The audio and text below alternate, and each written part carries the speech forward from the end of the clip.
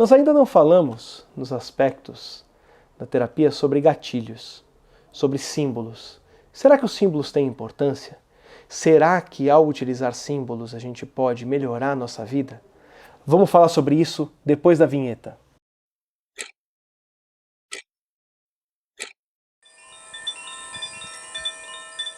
Olá, seja muito bem-vindo, muito bem-vinda a mais um vídeo da série Autoterapia. Aproveita que está aqui, se inscreve no canal, ativa o sininho para receber as notificações, aí você sempre fica a par de quando tiver novos vídeos. Toda quinta-feira, às 9h30 da manhã, tem um vídeo novo na série Autoterapia. Terça-feira sim, terça-feira não. Tem vídeo aqui no canal Hipnoetos comigo ou com outros convidados falando de aspectos relacionados à terapia, à filosofia, à psicologia, à mudança. Quando a gente fala sobre gatilhos e sobre condicionamento, faltou a gente falar ainda sobre símbolos.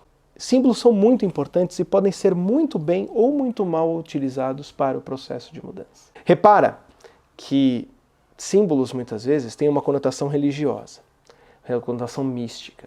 Então, o objeto traz uma certa metáfora que a gente interpreta de um determinado jeito e aquilo vai fazer a gente se sentir melhor. E aí as pessoas vão utilizando esses amuletos, esses patuás, essas medalhas de fortalecimento.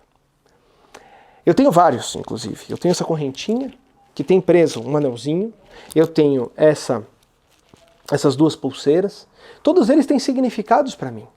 Essa correntinha representa para mim a minha confiança e a minha estabilidade quando eu preciso trabalhar. Se eu estou com um cliente difícil, alguma coisa assim, ela me fortalece, às vezes até numa situação difícil fora do consultório, ela me fortalece a manter a tranquilidade e a serenidade e a confiança.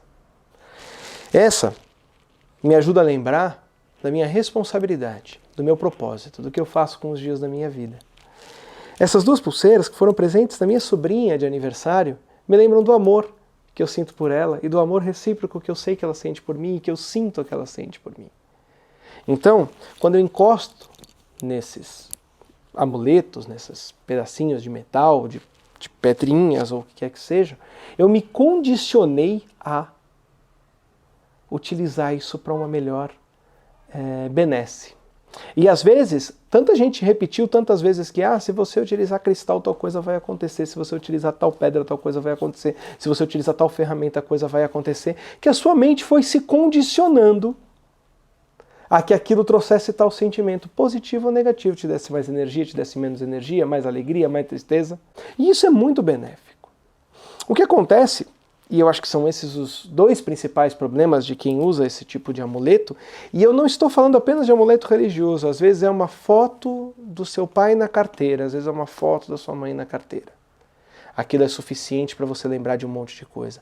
Às vezes é o papel de parede do seu celular, às vezes é o seu próprio celular. Quando as pessoas utilizam esses amuletos como forma de associar sentimentos, duas coisas acontecem. Primeiro, é que aquela falta de consciência que nós falamos nos outros vídeos impede as pessoas, às vezes, de observarem que elas estão criando amuletos para sentimentos negativos. Repare que quando eu descrevi os meus amuletos, os sentimentos todos são positivos. Confiança, serenidade, plenitude, responsabilidade, amor. Sentimentos muito positivos, coisas que me fazem me sentir muito bem e que eu uso como forma de lembrete. No entanto, se a gente não tem controle sobre essas coisas, tem gente que cria amuletos que, se eu tiver com isso aqui perto eu vou me sentir mal. Se eu tiver com tal pessoa aqui do lado eu vou me sentir mal. Se eu tiver carregando tal coisinha, ou se eu não carregar o meu amuleto eu vou me sentir mal. E isso é um problema, porque a hora que você faz esse tipo de coisa, você vai condicionando a sua mente a certos sentimentos negativos associados a coisas que não têm esse peso. O segundo problema é o problema do que fazer quando esses objetos se perderem e do valor que os objetos per se têm. Repare que eu mencionei para vocês especificamente essas pulseiras. Eu ganhei elas da minha sobrinha e ela fez essas pulseiras com 8 anos de idade. Eu tenho muito orgulho dessas pulseiras. E eu sei que para ela deu um trabalhão, a mãozinha dela pequenininha, pouca habilidade ainda que uma criança de 8 anos tem, para conseguir fazer tão bem essas duas pulseiras. Eu sei que deu trabalho. Mas, se essas pulseiras quebrarem um dia, eu não posso me entristecer. Porque se eu começar a dar valor à coisinha e não ao sentimento, eu passo a dar para a coisinha a responsabilidade da minha alegria. E eu tiro de mim a responsabilidade de ser quem eu gostaria de ser. Da mesma forma, se um dia eu por um acaso ficar sem o meu pêndulo por qualquer razão, imagina que um dia, sei lá, isso aqui é de tecido, ninguém teria muito interesse em roubar. Mas vai que um dia alguém roube e eu vou ficar sem ele. Eu não posso ficar triste por causa disso. Eu não posso condicionar a minha alegria a essas coisas. Isso é também um exercício de desapego. É um exercício difícil. Talvez um pouco dessas pessoas que acumulam muita coisa e que gostam de ter muita coisa e que têm um certo sentimento de posse, seja isso. Transferir para coisas a responsabilidade pela alegria, que não é delas, vira das coisas. A responsabilidade pela alegria, que vira das coisas e deixa de ser da pessoa. Elas podem, de alguma forma, observar que talvez seja mais valioso quem elas são e o que elas sentem do que o que elas possuem e onde elas estão. E você, que gatilhos tem construído para preservar a sua vida?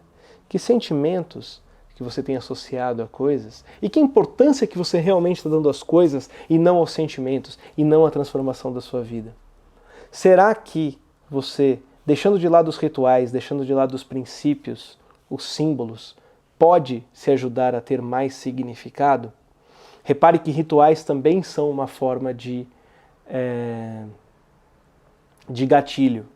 E se eu só consigo atingir serenidade se eu estiver sentado numa determinada posição, se você não puder sentar naquela determinada posição, parece que vai ser impossível.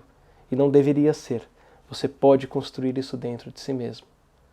Escreve aqui nos comentários como é que você está lidando com os gatilhos na sua vida e como é que você gostaria de lidar com os gatilhos na sua vida. Um grande abraço e até o próximo vídeo. Se você gostou desse vídeo, clica aqui no like. Se quer ter mais informações sobre como você pode melhorar a sua vida, aprender mais sobre a sua mente, como você pode ter uma vida mais congruente, se inscreve no canal, me acompanha nas outras mídias sociais. Um grande abraço e até mais!